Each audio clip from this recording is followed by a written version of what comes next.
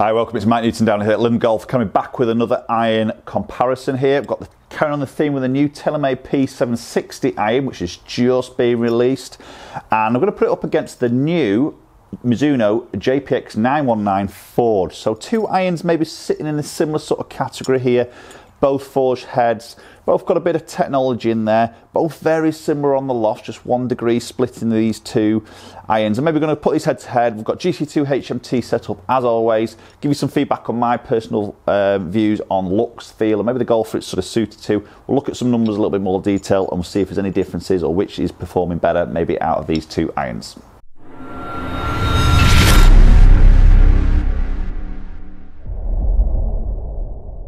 Okay, so we're going to start off with the TaylorMade P760 Iron first. So I have done an in-depth review of this iron, which I'll put a little link up. You can go and maybe check that out. And I've also done one for the Mizuno. Again, I may put a link up later in the video to go and check that one out.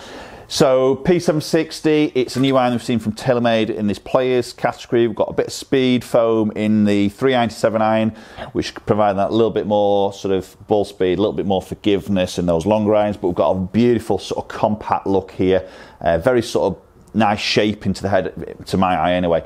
Little bit of offset, medium to sort of thinnish top line, but you've got that little bit of forgiveness behind it. So I've got myself set up at 170 from the flag.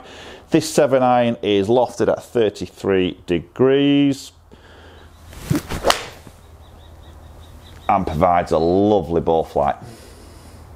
Nice opening shot there. Hitting the green nicely, 160 there. Didn't quite get all of that. Tend to get a little bit more than that, but spin numbers very sort of good with this. So this is what we've definitely seen with the 760. It's consistent on that spin number, or should I say, the spin number is in that higher category there, which is great for getting that control when the ball comes into land. Yes, there's a bit of ball speed there. Yes, there's a little bit of distance, but it's not all out and out distance like maybe you see with probably P790, for example.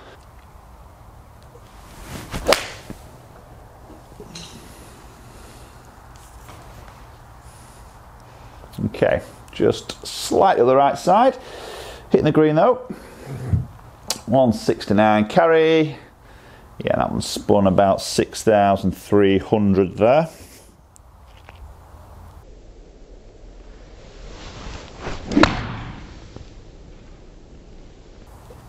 Yeah, that's a lovely ball flight. I do enjoy hitting these. The 760s, I think the feel superb. The flight's great. The stopping power on it is good. So that's 172.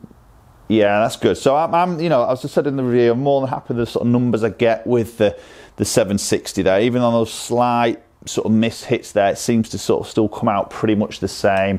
Spin obviously just changes slightly as you change your strike, which we all know that happens with any type of club, to be honest. But the consistency as it comes out and the feel is really, really nice. Okay, so I'm just going to hit one more and then we'll switch into the Mizuno.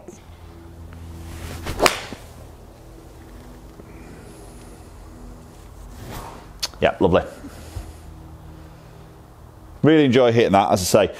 760 from TaylorMade, it's good iron. I think that's going to be a popular option with a lot of golfers there. 170 carrying that particular one. Okay, so let's switch into the Mizuno JPX919 forged, and we'll see how that one stacks up. So, Mizuno JPX919 forged, just recently launched as I'm shooting this video.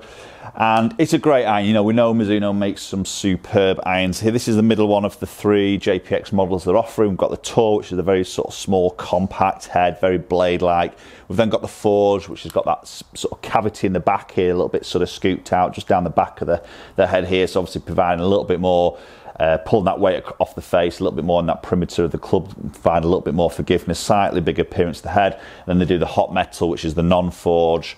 Bigger offset, bigger thick line, bigger head, a little much more forgiveness. So this is a similar sort of category to the 760 here, but what I probably would say is that this is definitely a bigger appearance of club head. So from that heel to toe there, as I look at it, definitely longer blade length, a little bit of a thicker top edge there, and maybe a fraction more offset. So the looks is quite different. The lofts are very, very similar. This is 32 degrees, so it's 1 degree stronger than the 760. So maybe expect a bit more ball speed because of that, and maybe a touch less spin.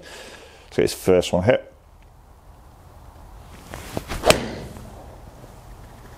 Okay, just got into that mat a little bit heavy on that one, but it's done all right. I've got enough of the golf ball there. So that's carried out at 166, so didn't quite get all of that.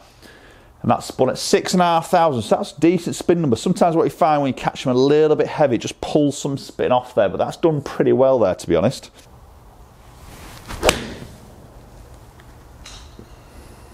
Yeah, good. Lovely ball flight. Yeah, flies. That's nice. Quite close. 170 carry. And that again spun at 6,600. So very consistent those first two spin numbers there and carry numbers.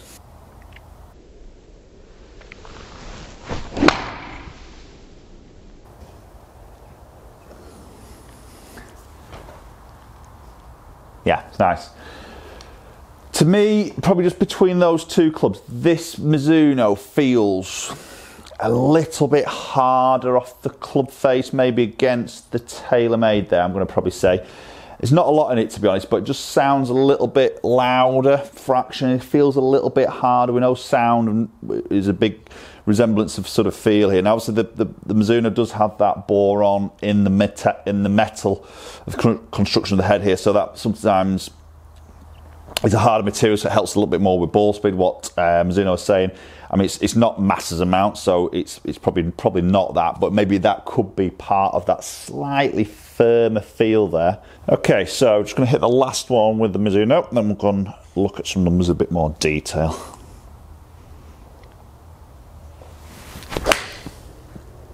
Oh, just pulled that a fraction. I'm going to hang on, it's going to go a bit longer I think there because I did pull that a touch. Yeah, so there's a little bit more length out of the shot. Stopped pretty quick there though, to be fair. 177 carry, and that spun, oh, I missed that spin number. I'll have those numbers a little bit more detail between those two clubs. Okay, so looking at some numbers here, so we see club head speed's identical around that 93 mark. Ball speed, however, is a little bit quicker, good mile an hour, 1.5 mile an hour quicker with the Mizuno there. Probably that 1 degree loft, maybe that little bit of ball in there, possibly is that increasing that little bit of ball speed. Launched exactly the same at 19 degrees, even though we've got that slightly less loft. Spin number's pretty much identical around that sort of 6.3 area, which is great. So we know that's got a lot of control and that's coming into land, which is good to know. Peak height, very, very similar. Descent angle, exactly the same. And carry distance, just 3 yards in it, with the Mizuno just pipping it. Probably because of that last shot I hit there, which I did just pull a little bit there. That's obviously pumped my number up there. That's more me than obviously the club. And you can see that's just dropped that spin down a little bit as well. Right, so there we go. There's those two irons tested by myself there, and very, very similar on those numbers. Probably as we maybe expect, but probably look-wise much different for me. You know, definitely a bigger head with the Mizuno in the length of the blade from the heel to the toe, the size, the top line, tiny bit more offset there. Sole thickness just goes a little bit thicker. So you probably argue here that Mizuno's got that little bit extra forgiveness there, but you still got that sort of nice look. It's nice shape. I'm not obviously saying it's massive by any means, but in comparison to the TaylorMade. So for me personally, look-wise, I prefer the TaylorMade. I prefer that shape and that compact head for me. I know I've got that little bit of forgiveness behind it with that technology, with the speed foam, the hollow head, which is providing a little bit of backup there. But for me, both really, really good irons. Maybe if you're the golfer that likes to see a little bit more behind that ball to provide you a little bit more confidence, possibly the Mizuno might just pip it there for you.